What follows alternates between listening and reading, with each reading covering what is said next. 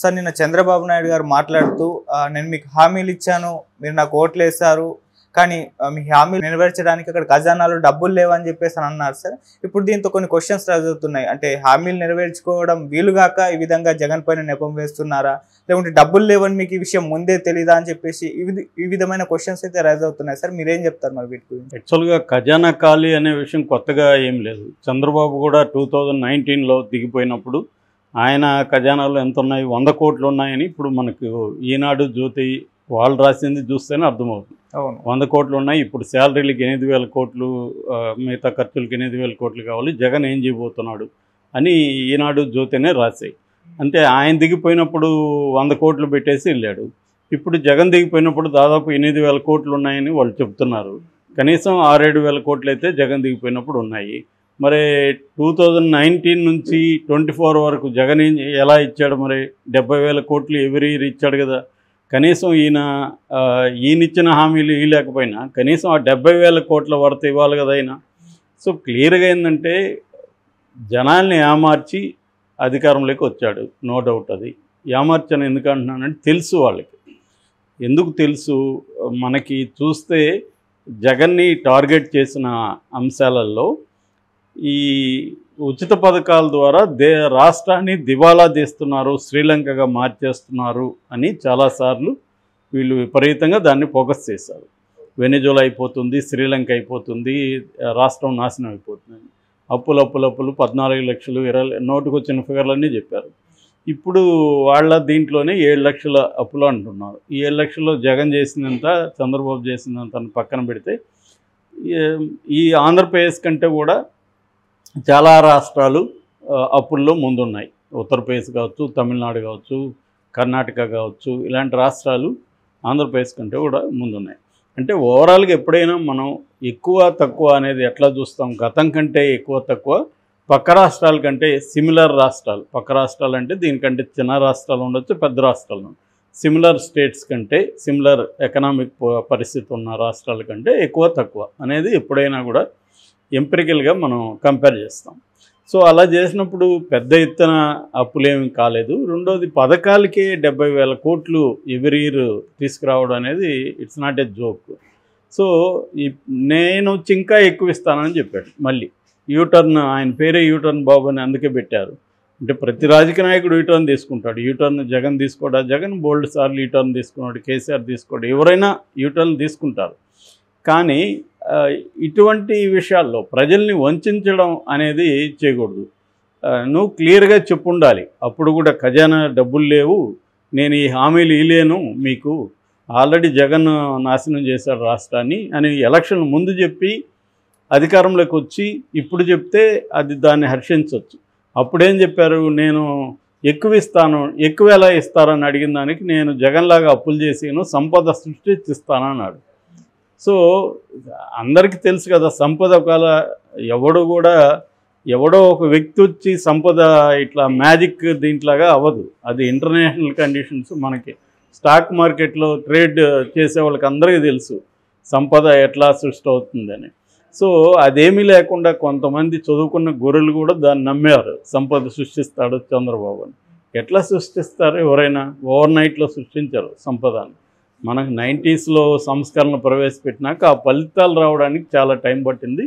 ఆ సంపద సృష్టి కూడా మ్యాక్సిమం కొన్ని కంపెనీల, కొన్ని ఫ్యామిలీస్, బిజినెస్ ఫ్యామిలీల దగ్గరికి మొత్తం వెళ్ళిపోయింది తప్ప పేద ప్రజలకి అందరికీ అది డిస్ట్రిబ్యూట్ కాలేదు ఇప్పటికీ సంపద. అందుకనే భారతదేశం rich country with poor people అని ఇప్పటికీ ఉంది. కాబట్టి సంపద సృష్టిస్తాననేది అప్పుడే అబద్ధం పైన ప్రజలు నమ్మారు. దీనికి ఒక కారణం పవన్ కళ్యాణ్ కూడా గ్యారంటీలు ఇవ్వడం. నేను ఇస్తాను, మేము 10 రూపాయలు ఎక్కువ ఇచ్చేవాళ్ళం కానీ తగ్గించేవాళ్ళం కాదని పవన్ కళ్యాణ్ మాటలు మనకి వీడియోలు ఇప్పటికీ ఉన్నాయి. సో క్లియర్గా ఇప్పుడు ఇవ్వకుండా ఎగ్గొట్టదామని డిసైడ్ అయిపోయారు. ఈ ఎగ్గొట్టామని డిసైడ్ అవ్వడానికి మళ్ళీ జగన్ వాడుకొని జగన్ ఎట్లా రాష్ట్రాన్ని నాశనం చేశారని శ్వేతపత్రాలు రిలీజ్ చేస్తున్నారు. ఈ శ్వేతపత్రాలు ఇప్పుడు రిలీజ్ చేయాలన్నా? మీకు గతంలో అంతా మీరు ఇదే కదా ఆర్గ్యూ చేసింది. సో రాష్ట్రాన్ని నాశనం చేస్తాడని కదా ఆర్గ్యూ చేస్తారు. రాష్ట్రాన్ని నాశనం చేసినప్పుడు హామీలు ఎలా ఇచ్చారనేది ఫస్ట్ ప్రశ్న. అంటే క్లియర్గా మోసాలు చేయాలనే కదా హామీలు ఇచ్చారు. ఇదే పని వ్యక్తులు చేస్తేమో చట్టాల్లో శిక్షలు ఉన్నాయి. ఒక అబ్బాయి ఒక అమ్మాయిని ఫాల్స్ ప్రామిసెస్తో పెళ్లి చేసుకుంటానను, ఇంకోటో ఉద్యోగం ఇస్తానని ఆ అమ్మాయితో లైంగిక సంబంధం పెట్టుకుంటే ఆ అబ్బాయికి 10 ఏళ్ళు జైలు శిక్ష, ఒక ఫాల్స్ ప్రామిస్ చేసిన దానికి. మరి ఇట్లా రాష్ట్రంలో 5 కోట్ల మంది ప్రజలను మోసం చేసినట్టే కదా ఇది.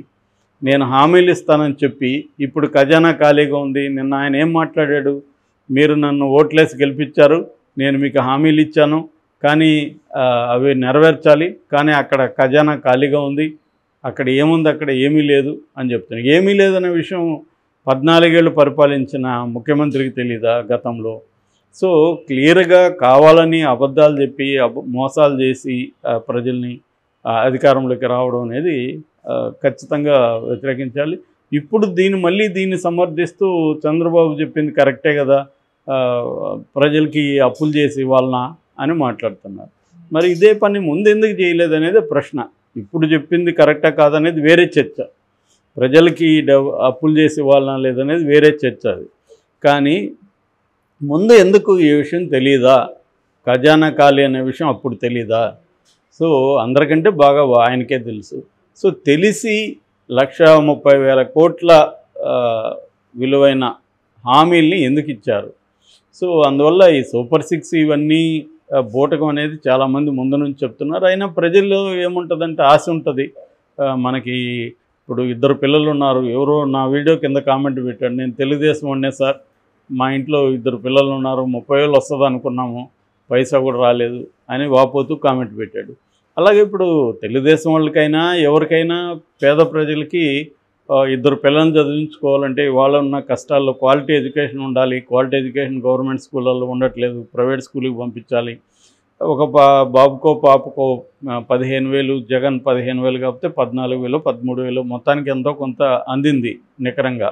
ఇప్పుడు ఇది ఏ పథకం కూడా అందించే పరిస్థితి లేదు.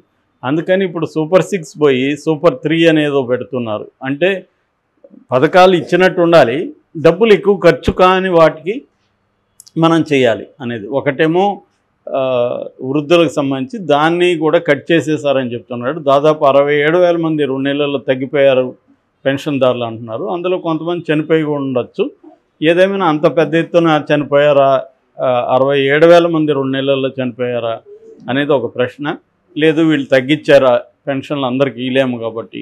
ఖచ్చితంగా గవర్నమెంట్స్ ఇదే పని చేస్తాయి. అంటే ప్రజల్ని ఎలా మోసం చేయాలి అనే పద్ధతి ఇప్పుడు ఆలోచిస్తారు. ఎందుకంటే అలివిగాని హామీలు ఇవ్వడం, గెలవడం కోసం ఆ హామీలు నెరవేర్చలేని పరిస్థితి, దీనివల్ల ప్రజలు మోసం. ఇప్పుడు జగన్ కూడా మద్యపాన నిషేధం అన్నాడు, మోసం చేసినట్టే కదా. మద్యపాన నిషేధం కాకుండా ఇంకా దాన్ని రెట్లు పెట్టి క్లియర్గా అతనికి తెలుసు మద్యపాన నిషేధం చేయలేమని మోసం చేశాడు. జాబ్ క్యాలెండరు, అన్ని ఉద్యోగాలు గవర్నమెంట్ దీంట్లో లేవన్నారు, కానీ జగన్ అక్కడ క్లియర్గా తెలిసే మోసం చేశాడు.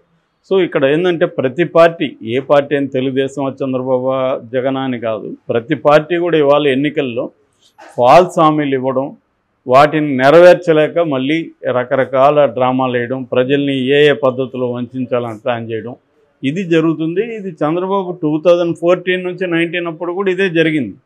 సో కాకపోతే అప్పుడు అందుకనే మళ్ళీ అతన్ని ఓడించారు. ఇప్పుడు అదే జరుగుతుంది. ఇప్పుడు ఈ 5 ఏళ్ళు ఏదో ఒక పబ్బం గడపచ్చు, కానీ నెక్స్ట్ 5 ఏళ్ళు గెలవాలంటే ఇప్పుడు ఏం ఆలోచిస్తారంటే వీళ్ళు లాస్ట్ 1 ఇయర్లో చూసుకుందాంలే, లాస్ట్ 1 ఇయర్లో ప్రజల్ని మ్యానిపులేట్ చేయొచ్చు, మన దగ్గర మీడియా ఉంది, మన దగ్గర మేధావులు ఉన్నారు, మన దగ్గర వ్యవస్థలు ఉన్నాయి అన్న ఇది చంద్రబాబుకు ఉంది. అందుకని ఇంత తెంపరితనంగా ఓపెన్గా మీరు ఆలోచించుకోవాలి, నేను హామీలు ఇచ్చాను కానీ నెరవేర్చలేను అంటే ఏంటి అర్థం? మరి ఎందుకు హామీలు ఇచ్చావు? తెలియకుండా అయితే ఇలేదు కదా. పోనీ నాకు తెలీదు ఇలాంటి పరిస్థితి ఉంది అందుకని నేను హామీలు ఇచ్చానంటాడా? అన్నప్పుడు యువర్ ఇన్ఎబ్సెంట్ అనేది వస్తుంది కదా. 14 ఏళ్ళు పరిపాలించిన ముఖ్యమంత్రిగా పరిపాలించి చాలా యాక్టివ్గా ప్రతిపక్షంలో ఉండి విపరీతమైన భయంకరమైన మీడియా వ్యవస్థలను పెట్టుకొని నీకు తెలియదంటే ఆశ్చర్యం. మామూలు కామన్ మ్యాన్కే తెలుసు. రాష్ట్రం మీరే కదా ప్రచారం చేసింది, అప్పులు 10 లక్షల కోట్లు, 14 లక్షల కోట్లు ఇష్టం వచ్చినట్టు చెప్పారు కదా. మరి 14 లక్షలు 10 లక్షల కోట్లు ఉన్న రాష్ట్రానికి 1,30,000 కోట్ల వర్త్ హామీలు ఎలా ఇస్తారు అనేది బేసిక్ ప్రశ్న. దీనికి ఆన్సర్ చెప్పాలి కదా. అది లేకుండా ఇప్పుడు ఖజానా ఖాళీ అంటే ఏం లాభం? పవన్ కళ్యాణ్ కూడా చెప్పాలి. ఎందుకంటే చంద్రబాబుకి విశ్వసనీయత మీద అందరికీ డౌట్లే ఉన్నాయి చాలామందికి ప్రజలకి. కానీ పవన్ కళ్యాణ్ ఈసారి గట్టిగా హామీలు ఇచ్చాడు, నేను గ్యారంటీ. ఇప్పుడు పవన్ కళ్యాణ్ సైలెంట్గా ఆయన పనిలో ఆయన ఉన్నాడు. ఆయన శాఖలేమో ఆయనేమో ఆయన ఇచ్చిన హామీలు అమలు అవుతున్నాయా లేదా, ఎందుకు అమలు అవ్వట్లేదు, ఈ విషయాల మీద అతను ఏం మాట్లాడట్లేదు. సో చాలామంది అనుకుంటారు పవన్ కళ్యాణ్ భిన్నమైన రాజకీయ నాయకుడు. ఆయన భిన్నమైన కాదు, ఘోరమైన రాజకీయ నాయకులలో ఆయన ఒకడు. ఎందుకంటే జనాల్ని ఎలా ఏమార్చాలి, అబద్ధాలు ఎలా చెప్పాలి అనేది పవన్ కళ్యాణ్ చూసి నేర్చుకోవచ్చు మనం. అనేక ఎగ్జాంపుల్స్ ఉన్నాయి. ఇప్పుడు కూడా అతను ఏ రకమైన బాధ్యత తీసుకోకుండా